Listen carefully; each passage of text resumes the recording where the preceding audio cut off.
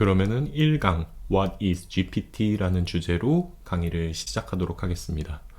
이번 시간에 다룰 주제는 GPT의 탄생 배경과 작동 원리를 소개해드리고 그로부터 GPT가 갖고 있는 한계점들도 소개하는 시간을 갖도록 하겠습니다. 먼저 첫 번째로 GPT의 탄생입니다. GPT는 2017년 구글이 공개한 트랜스포머 신경망 모델에서부터 시작됐습니다. 지금 화면에 보시는 그림은 트랜스포머 신경망 내부 구조입니다. 좀 복잡해 보이죠? 하지만 이 신경망 구조를 조금 간략하게 구조화를 하면 왼쪽에 있는 거를 인코더 블록이라고 하고 오른쪽 블록을 디코더 블록이라고 합니다. 그리고 이 인코더 블록은 자연어 이해 부분을 담당하고 있고 디코더는 자연어 생성 부분을 담당하고 있습니다. 이것도 조금 어렵죠? 그러면은 이 자연어 이해, 자연어 생성이 무슨 기능인가를 말씀드리면 만약에 우리가 상대방이랑 대화를 한다고 해봅시다. 그러면은 상대방이 한 대화를 듣고 그 상대방이 한 말을 먼저 이해한 다음에 그 다음에 우리가 이에 대한 답변을 합니다. 이것처럼 이 트랜스포머 신경망 모델도 우리가 입력한 자연어를 먼저 인코더 블록이 이해를 한 다음에 디코더 블록으로 넘어가서 거기에 대한 적절한 단어를 선택하면서 답변을 생성합니다. 그게 바로 2017년 구글이 공개한 트랜스포머라는 신경망 구조입니다. 근데 이 신경망 구조를 보고 오픈 AI라는 회사가 이 자연어 생성을 담당하는 디코더 블록을 무수히 쌓으면 어떻게 될까? 라고 생각을 해서 만든 인공지능이 GPT입니다. 그리고 이렇게 만든 GPT 모델이 굉장히 좋은 성과를 보이면서 말 그대로 이 디코더의 생성 기능이 대세가 됐다. 그래서 요즘에 생성형 인공지능이라는 단어가 그렇게 뉴스에 자주 등장하는 겁니다. 그리고 GPT라는 이 단어 자체에도 이 T가 트랜스포머의 약자입니다. 그리고 GPT의 G가 Generative, 즉 생성이라는 뜻이죠. 그래서 이 GPT라는 모델은 트랜스포머 신경망 중에서도 생성을 담당하는 디코더 부분에 블록을 무수히 쌓아서 탄생한 모델이다 라고 이해하시면 됩니다. 그러면 여기서 Pre-trained는 무슨 뜻일까요? Pre-trained, 한국어로 사전학습된 이라는 뜻입니다.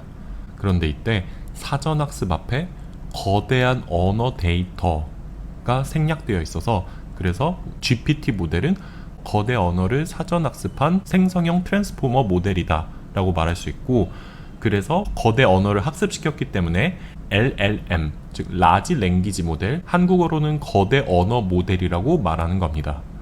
그러면 이때 거대하다는 건 어느 정도로 거대하다는 뜻일까요?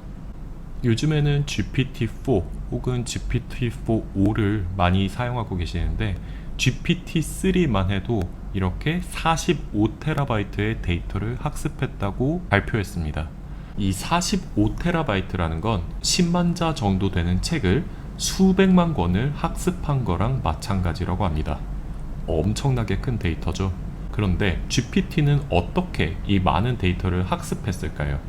인간처럼 수백만 권의 책을 공부시킨 다음에 잘 공부했는지 시험을 봤을까요?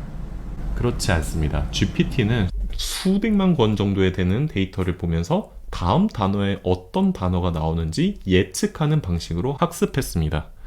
예를 들어 오늘 날씨가 참 좋아서 라는 문장 뒤에 어떤 단어가 들어가는 게 가장 확률적으로 높은지를 예측하는 훈련을 받은 겁니다. 그래서 우리가 예를 들어 GPT에게 나는 초등학교 3학년이야 일기를 써줘 라는 요구를 했을 때 거기에 대해서 GPT가 답변을 생성하는데 수백만 권에 달하는 책들을 암기하면서 배웠던 적합한 단어를 예측하는 능력으로 단어를 하나씩 선택하면서 답변을 만들어주는 겁니다. 여기까지 GPT 모델의 구조와 어떻게 작동하는지 좀 이해가 되셨나요? 이렇게 해서 만들어진 GPT를 가지고 오픈 AI에서는 챗GPT라는 서비스를 발표했고 그 이후 마이크로소프트나 구글 그리고 메타나 일론 머스크의 XAI와 같은 다양한 회사에서 자체 GPT 서비스를 개발해 발표하기 시작합니다. 그러면 우리는 여러 가지 GPT 기반 서비스를 이용을 할 때 어떤 서비스를 이용하는 게 좋을까요? 당연히 GPT를 처음 이 세상에 포문을 연 오픈 AI의 챗 GPT만을 고집해야 될까요? 한번 이 GPT 모델들 간의 성능을 한번 비교해 보도록 하겠습니다. 구글 검색에서 벨룸 리더보드를 검색해주면 벨룸.ai라는 사이트에 들어갈 수 있습니다. 사이트에 들어가 보시면 화면 상단에 여러 가지 버튼들이 있는데 여기에서 모델 컴프레션 버튼을 눌러줍니다. 그러면 이렇게 각 인공지능 모델들의 성능들을 비교해주고 있습니다. 그 중에서 클로드 3.5 소넷 모델이 다른 인공지능 모델보다 평균 점수가 높은 것을 볼 수 있습니다. 그리고 예를 들어 파이썬 코딩 같은 경우에도 GPT 3.5 소넷이 오픈 AI의 GPT-4o보다도 성능이 좋다고 발표하고 있네요. 이처럼 오픈 AI의 GPT-4o가 굉장히 강력한 도구이긴 하지만 GPT-4o만이 정답은 아니고 여러 가지 인공지능이 각자의 장점을 갖고 있습니다.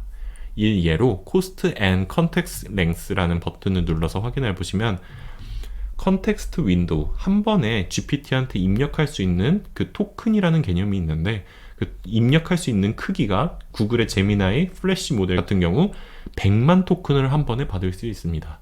이는 다른 GPT-4o 모델에 비하면 거의 8배에 달하는 수치를 한 번에 입력받을 수 있는 거죠.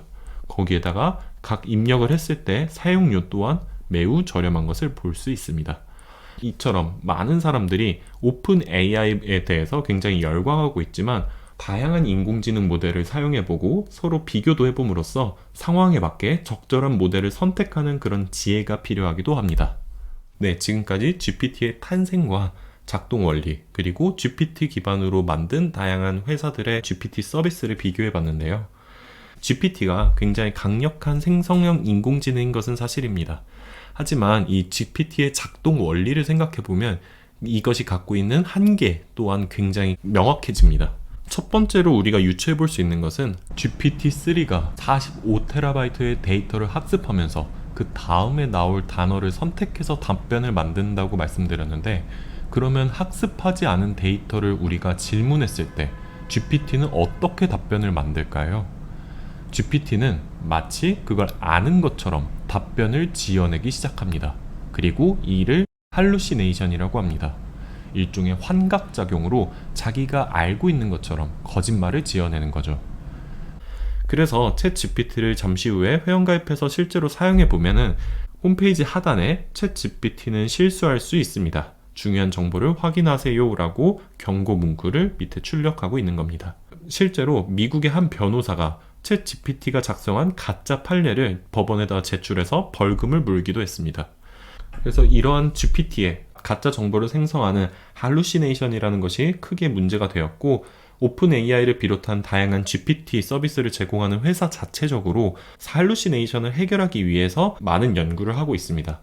GPT 모델 초창기보다는 많은 개선을 이루기는 했습니다. 예를 들어 GPT 모델이 제대로 잘 모르는 거를 마치 아는 것처럼 가짜 정보를 생성하는 게 아니라 내가 그 정보에 대해서 잘 몰라요 라고 답변하는 능력이 어느 정도 생기긴 했지만 아직도 사용을 하다 보면은 가짜 정보를 생성하는 경우가 있고, 그렇기 때문에 무작정 신뢰하기보다는 팩트 체크를 하는 것이 반드시 필요합니다. 두 번째 GPT의 문제는 데이터 유출을 뽑을 수 있습니다. 챗 GPT 홈페이지에 들어가 보면 모두를 위한 모델 개선이라고 하면서 우리의 컨텐츠를 다음번 인공지능 모델을 학습시킬 때 그 데이터를 쓸 수 있다고 안내하고 있습니다. 그래서 우리가 회사 생활을 하면서 GPT를 사용을 하면 회사의 고유 데이터나 고객들의 개인 정보들을 GPT한테 뺏길 수가 있습니다.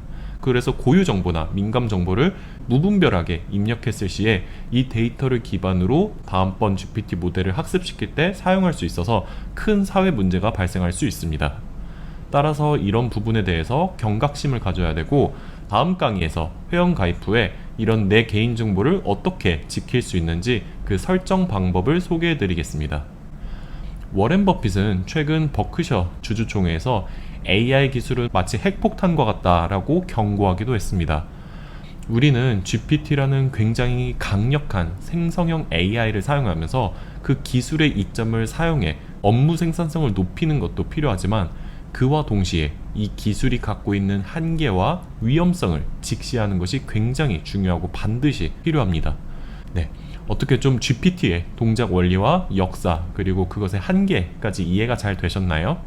그러면 이제 이 이론을 바탕으로 다음 시간부터 본격적으로 챗 GPT 서비스를 이용해 보겠습니다. 네, 감사합니다.